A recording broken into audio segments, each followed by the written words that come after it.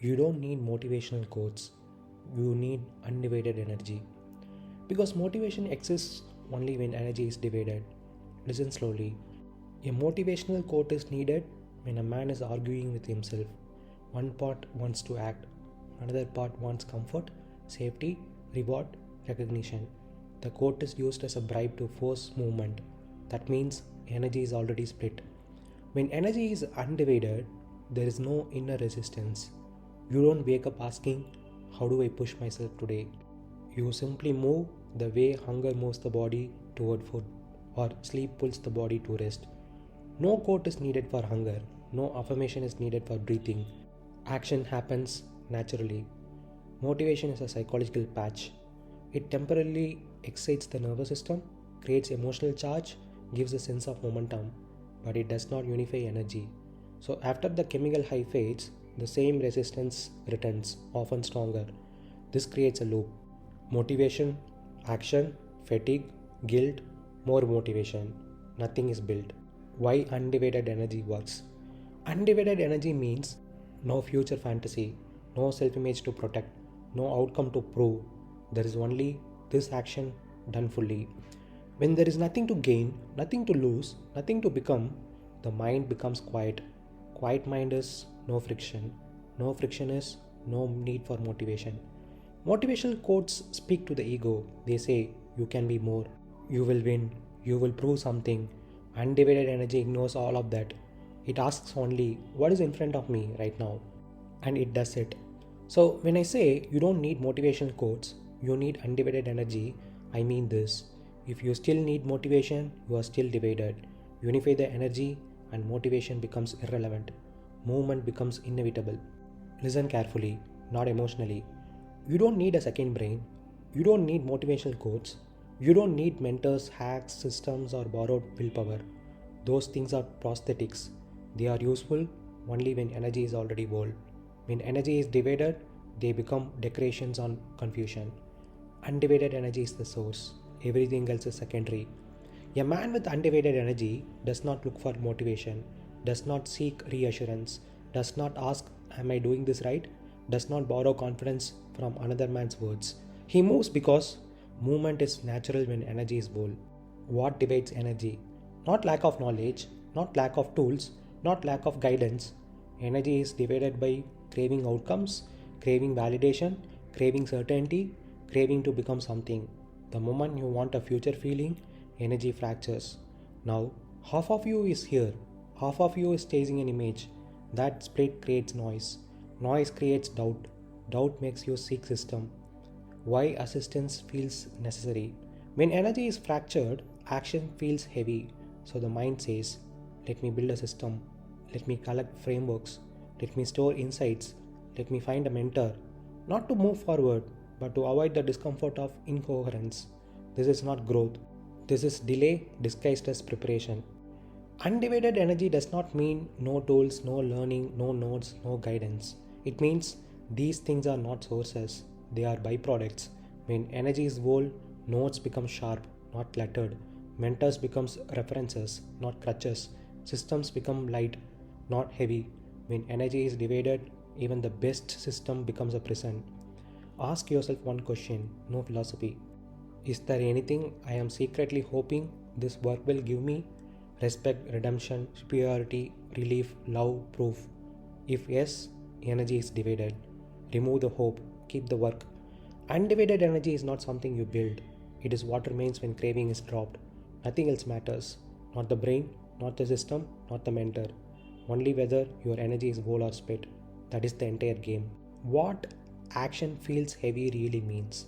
Action does not become heavy because it is difficult. It becomes heavy because inner energy is pulling in opposite directions. One direction wants to act, another wants safety, recognition, certainty, or escape. So every step feels like dragging weight.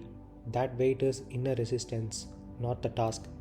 What the mind does when it feels incoherence. The mind cannot tolerate incoherence directly, so it covers it up. Instead of facing the split, it creates activity that feels productive. That's when these thoughts appear. Let me build a system. Let me organize my thinking. Let me collect frameworks. Let me store insights. Let me find a mentor. Notice something subtle. All of these are one step removed from action. They are preparation without exposure. Why systems feel comforting? A system gives structure without risk, movement without commitment, activity without consequence. You feel busy, you feel smart, you feel responsible, but nothing is on the line. The system becomes a buffer between you and reality. Frameworks and insights as hiding places.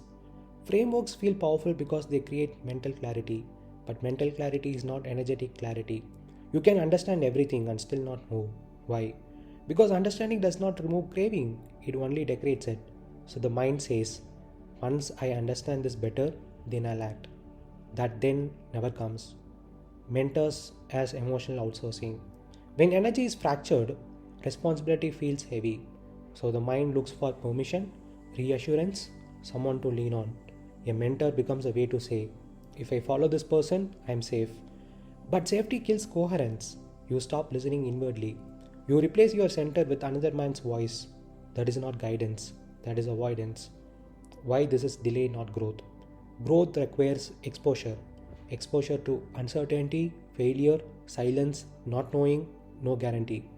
Preparation avoids exposure. It says, let me be ready first. But readiness is not a prerequisite for action. Action is the prerequisite for readiness. So preparation becomes endless.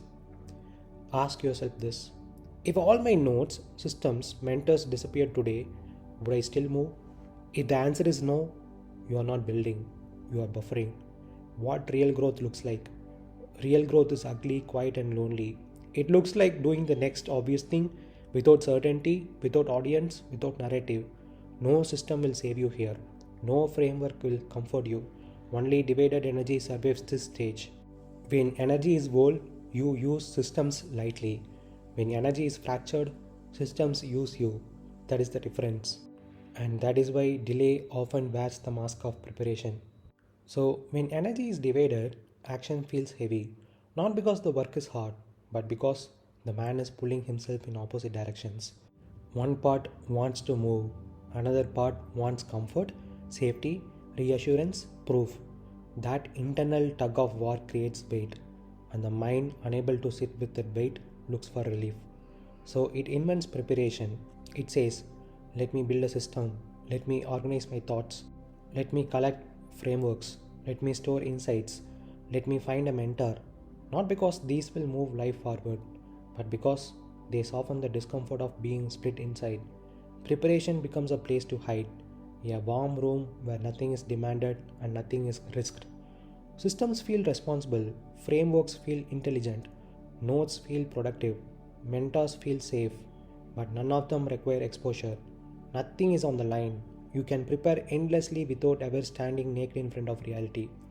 This is why preparation is so seductive. It allows a man to feel like he's moving without actually moving. Understanding increases, activity increases, but energy does not unite. The split remains untouched. A man thinks clarity of thought will save him. It will not. Thought cannot heal division. Thought is part of the division. Only the dropping of craving unifies energy. Only the absence of wanting something from the future brings weightlessness to action. So preparation stretches on. One more note, one more system, one more voice to follow, and quietly life waits. Growth begins only when a man stops protecting himself from uncertainty. When he acts without permission, without guarantee, without a story to justify it. In that moment, there is no system to lean on, no framework to hide behind, no mentor to blame or credit. There is only the act itself, done fully. When energy is whole, tools fall away naturally. When energy is fractured, tools become shelters. And shelters, no matter how sophisticated or where movement goes to die. So, action feels heavy only when inner energy is split. The weight is not the work, it is inner resistance. When energy is fractured, the mind avoids exposure by creating preparation, systems, frameworks, notes, mentors.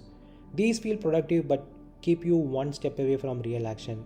Systems provide comfort, not coherence.